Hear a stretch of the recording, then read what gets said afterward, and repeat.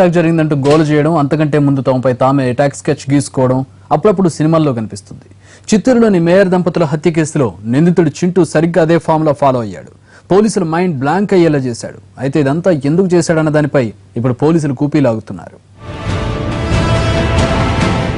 Mayor దంపతుల హత్య case, ఆ తర్వాత నిందితుడు చింటూ టార్గెట్ గా కోర్టు ఆవరణలో బాంబు పేలుడుతో చిత్తూరు జిల్లా పోలీసులకు నిద్ర లేకుండా పోయింది. దీంతో పోలీసు అధికార యంత్రాంగమంతా రంగంలోకి దిగింది.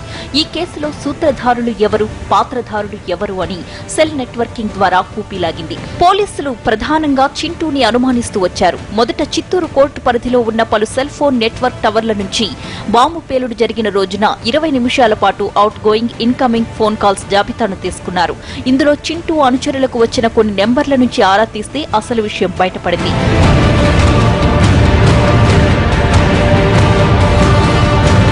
తమ బాస్ తమకు అప్పుడప్పుడు ఫోన్ చేస్తూనే ఉన్నారని చింటూ అనుచరులు పోలీసులకు చెప్పినట్లు సమాచారం. అయితే అక్కడి జైలు అధికారులు అలాంటిదేమీ లేదని కొట్టిపారేశారు.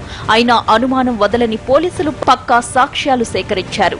చింటూ కళాశాలలో పనిచేసిన ఓ అధ్యాపకుడు, మేయర్ దంపతుల హత్య కేసులో ఇటీవల బెయిల్పై వచ్చిన 2 వ్యక్తులు, చిత్తూరు జిల్లాలో ఉన్న మరో నిందితుడితో చింటూ ఫోన్లో మాట్లాడినట్లు గుర్తించారు.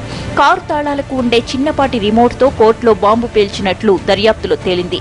అయితే ఇది పేల్చిన వాళ్లు పక్కా ప్రొఫెషనల్సే అయ్యుంటారని పోలీసులు అనుమానిస్తున్నారు.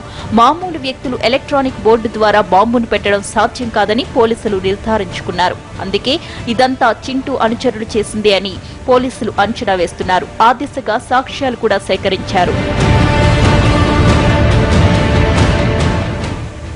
పోలీసుల దృష్టి తనపై పడకుండా ఉండేందుకు ముందే చింటూ స్కెచ్ గీశాడు. కోర్టులో జరిగిన బాంబు పేలుడులో తనను ఇరికించాలని చూస్తున్నారని రాష్ట్ర హోంశాఖకు, చిత్తూరులోని న్యాయస్థానాలకు లేఖ రాశాడు. అయితే కేసు బదిలీ చేసుకోవడానికి ఈ డ్రామా అంతా ఆడాడని పోలీసులు అనుమానిస్తున్నారు.